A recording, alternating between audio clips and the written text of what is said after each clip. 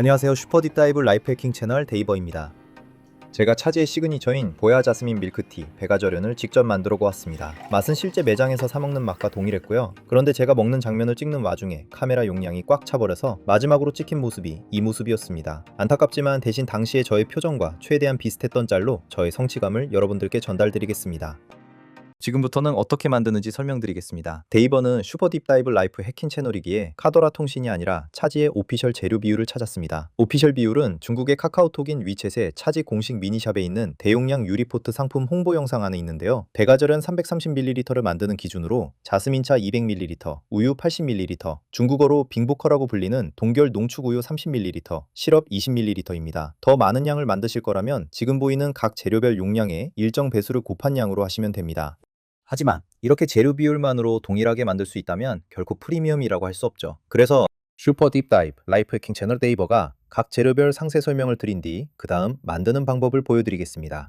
먼저 자스민차에 대해 설명드리겠습니다. 차액을 우릴 때는 되도록이면 차지에 배가절연 티백을 쓰는 게 좋습니다. 차지에서 판매하는 배가절연 티백은 실제 차지, 배가절연 밀크티에 사용하는 자스민차와 같은 것이고요. 넓이 넓은 중국에서 재배되고 있는 굉장히 다양한 자스민 품종들 중에서 엄선해서 만든 거라 어지간한 다른 제품들은 같은 수준의 향을 내기가 어렵습니다. 제가 이번 영상에서 사용한 배가절연 티백은 위챗의 차지 미니샵에서 직구해서 집과 사무실에서 마시고 있던 제품입니다. 아직 차지 코리아에서 판매하고 있지 않기 때문에 저처럼 중국 사이트에서 직구를 하시거나 네이버 쇼핑 등에서 구매 대행으로 구입하셔야 합니다. 만약 중국 직구나 구매 대행을 하기 어려워 부득이하게 다른 자스민티를 쓰셔야 한다면 최대한 고급 제품을 사용하시기 바랍니다.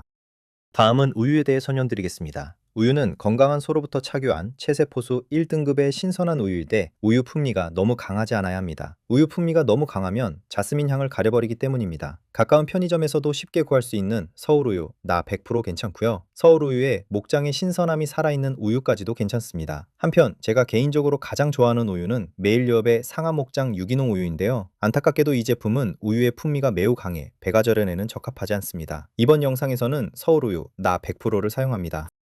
다음은 여러분들에게 생소한 빙보커에 대해 말씀드리겠습니다. 빙보커는 독일의 전통 맥주 양조 기법인 아이스폭에서 착안한 동결 농축우유를 뜻합니다. 우유를 얼린 뒤 녹이면 수분보다 단백질, 지방, 유당이 먼저 녹아내리는데 이 원리로 물 분자를 걸러내고 맛을 극대화한 초농축 우유입니다. 배가절연을 마셨을 때 어떻게 텁텁하지 않으면서 이렇게 고소하고 묵직한 우유 맛이 나지 싶었던 비결이 바로 이 빙보커입니다. 중국에서는 빙보커를 소매로도 구입할 수 있지만 한국에서는 우유 회사들이 소매용 동결 농축 우유를 만들지 않아 구할 수가 없습니다. 중국산 빙보커도 검역에 막혀있기 때문에 살 수가 없고요. 따라서 이건 직접 만들어야 해서 만드는 방법도 잠시 후에 보여드리겠습니다. 한편 배가절연을 한국의 가정에서 구현하는 데 있어서 난관은 빙보커뿐만이 아닙니다. 차지의 공식 영상에서는 그냥 시럽이라고만 나와 있지만 사실은 그냥 시럽이 아닙니다. 빙당 시럽이라고 하는 자당의 순도가 매우 높은 시럽을 사용해야 합니다. 참고로 자당은 포도당 분자 1개와 과당 분자 1개가 결합한 형태로 설탕의 주성분입니다. 백설탕은 99.9%의 자당으로 이루어져 있는데 빙당은 백설탕에서 정제 과정을 더 거친 것으로 99.95% 이상의 자당으로 이루어져 있습니다. 그런데 99.9%나 99.95%나 그게 그거 아니냐고 생각하실 수 있겠지만 결코 그렇지 않습니다. 이 0.05%의 차이가 단맛의 뒤끝의 깔끔함의 차이를 만들어냅니다. 단맛을 내는 감미료 중에서 맛에 있어서 최고의 품질을 내는 것이 빙당입니다. 그만큼 가격도 더 비싸고요. 그래서 저가 밀크티 브랜드들은 액상과당 시럽을 쓰지만 차지나 헤이티 등 프리미엄 밀크티 브랜드들은 자당 시럽을 고집합니다. 한국에서 판매되고 있는 카페 시럽들은 커피의 향과 밸런스를 고려해서 만들었기 때문에 밀크티에는 적합하지 않습니다. 다행히도 빙당 시럽은 타오바오에서 직구가 가능합니다. 그런데 순수한 빙당 시럽인 제품이 있고 혼합 시럽인 제품도 있으니 잘 구분해서 구입하셔야 합니다. 그런데 타오바오는 한국어를 지원하지 않기 때문에 중국어를 모르고 번역기도 잘 못 쓰시는 분들은 구입하기가 어렵습니다. 그리고 안타깝게도 한국어가 잘 지원되는 알리익스프레스에서는 빙당 시럽을 판매하지 않습니다. 그래서 빙당 시럽을 구하기 어려우실 분들을 위해 빙당 시럽을 직접 만드는 것도 보여드리겠습니다. 자, 그럼 지금부터 직접 만드는 방법을 보여드릴게요.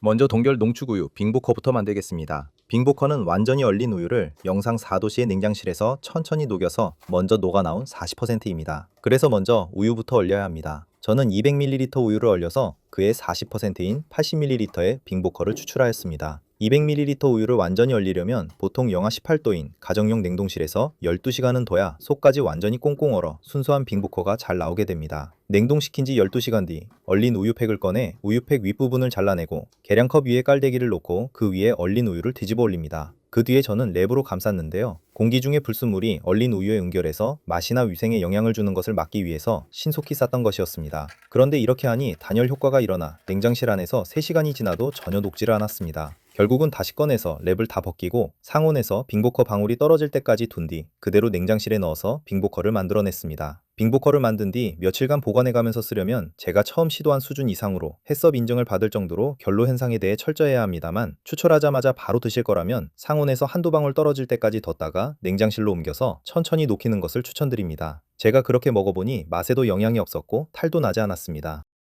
빙보커가 녹아 나오는 동안 빙당 시럽을 만들겠습니다. 먼저 빙당이 필요한데요. 빙당은 한국에서도 네이버 쇼핑이나 쿠팡 등으로 쉽게 구할 수 있습니다. 질량 보존의 법칙에 따라 중량 기준으로 빙당 대 물을 1.5대 1로 중탕이 가능한 뚜껑을 덮을 수 있는 용기에 담습니다. 빙당 시럽의 수분 증발을 최소화하기 위해 용기를 뚜껑을 살짝 얹은 채로 냄비에 넣고 끓었을 때 빙당 시럽 용기 안으로 물이 튀지 않을 만큼만 물을 용기 바깥쪽 냄비 안 공간에 붓습니다. 저는 중탕 용기로 내열 글래스락을 썼는데요. 플라스틱 뚜껑의 경우 환경 호르몬 위험이 있어서 동일한 글래스락을 포개어 뚜껑 대신 사용했습니다.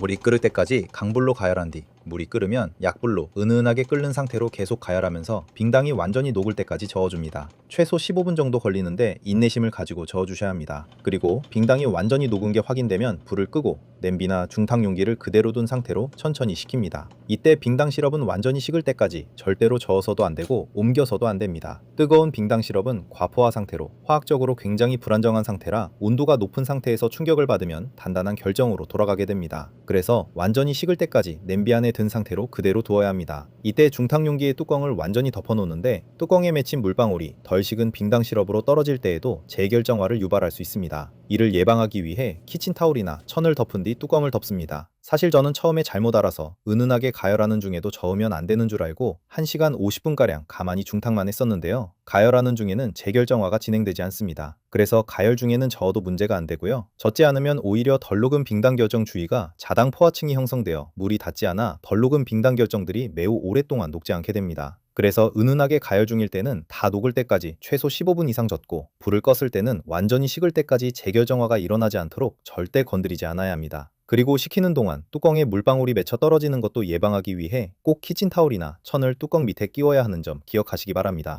빙보커 추출이 완료되고 빙당 시럽도 상온의 온도까지 식었으면 이제 자스민차를 우려야 합니다. 자스민차를 우려내기에 앞서 뜨거운 자스민차를 급속 냉각할 소금 얼음물을 만들 준비도 해야 합니다. 뜨거운 찬물을 바로 써버리면 어렵게 만들어낸 빙보커의 풍미가 손상되고요. 그렇다고 찬물을 천천히 식히면 차 속에 카테킨과 카페인이 결합하면서 뿌옇게 되는 백탁 현상이 일어나고 텁텁한 쓴맛이 나게 되거든요. 그렇게 되면 화사한 자스민 향이 텁텁하고 쓴맛에 가려지게 됩니다. 이 두 가지 위험을 피하기 위해 부엌에서 쉽게 만들 수 있는 냉매인 소금 얼음물을 사용합니다. 이론상 얼음과 소금의 비율을 대략 3대1로 섞으면 소금물의 온도는 순식간에 영하 21도까지도 내려가거든요. 여기에 찬물을 중탕으로 식히면 빙보커의 풍미와 자스민 향을 모두 지킬 수 있습니다. 자, 먼저 찬물을 우립니다. 제가 사용하는 차지 배가절은 티백에 설명엔 90도의 물 220ml에 티백을 넣고 2분에서 3분간 우리라고 되어 있기 때문에 뚜껑이 있는 사기 머그컵에 90도의 물 220ml에 티백을 넣고 2분 30초간 알람을 맞춰 놓습니다. 찬물을 우릴 때 스테인리스 용기는 쇠맛이 나올 수 있기 때문에 필히 사기 용기를 사용하세요. 유리 용기도 급속 냉각 시 깨질 수 있으니 사기 용기가 최선입니다. 그리고 차를 우리는 사이에 보울에 얼음과 소금 그리고 물을 넣고 저어서 섞습니다. 그리고 2분 30초가 끝난 순간 티백을 빼내고 뚜껑을 덮어 바로 소금 얼음물에 담급니다. 차가 든 머그컵을 손에 쥐고 컵으로 얼음 소금물을 쳤습니다. 그래야 냉각도 빨리 되고 머그컵 안에 있는 찬물도 계속 움직여 가장자리가 얼지 않습니다. 수시로 뚜껑을 열어 차의 온도계로 찬물의 온도가 섭씨 25도씨 이하로 내려갔는지 확인합니다. 아주 시원하게 드시려면 5도 이하까지 내려도 좋은데요. 하지만 소금 얼음물에 너무 오래 식혀서 얼음이 생기면 자스민차에 백탁 현상이 생기고 맛이 떫어지게 되니 얼음이 생기지 않을 정도로만 차갑게 식혀주세요. 찬물이 목표 온도 범위에 도달하면 찬물 200ml, 우유 80ml, 빙보커 30ml, 빙당 시럽 20ml를 섞으면 드디어 차지의 시그니처 배가절연이 완성됩니다. 육류업계 후발주자인 차지가 이렇게 성장할 수 있었던 건 이러한 프리미엄을 향한 집요함과 섬세함도 큰 역할을 하지 않았나 싶습니다. 영상에서 보신 것처럼 배가저련을 재현해내는 데에 많이 어려웠는데요. 여러분들은 이런 고생하지 마시고 그냥 제발 사드시길 바랍니다. 그러려면 차지도 빨리 한국에 훨씬 더 많은 매장을 오픈해야겠죠? 이번 영상이 유익하셨다면 구독, 좋아요, 알림 설정 잊지 마시고요. 다음번에는 더욱더 유익하고 알찬 영상으로 찾아뵙겠습니다. 지금까지 경제적 자유를 누리는 노동 불필요 계급으로의 진입을 위해 딥다이브하는 라이프 해킹 채널 네이버였습니다. 긴 영상 시청해주셔서 감사합니다.